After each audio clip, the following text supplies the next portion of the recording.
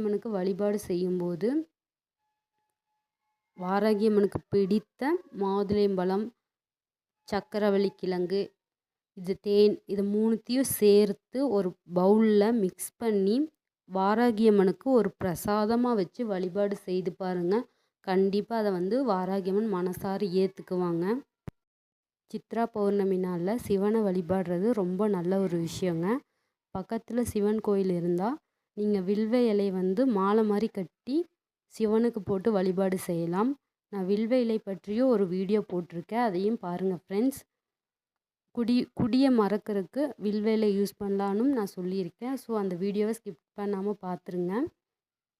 சிவனுக்கு உகந்த இந்த நாளில் எப்பேற்பட்ட பிரச்சனையாக இருந்தாலும் அது தீரும்னு சொல்லப்படுது. கண்டிப்பாக சிவ வழிபாடை மறந்துடாதீங்க. இந்த வீடியோ உங்களுக்கு யூஸ்ஃபுல்லாக இருக்குன்னு நான் நம்புகிறேன். மேலும் நம்ம சேனலுக்கு இதுவரை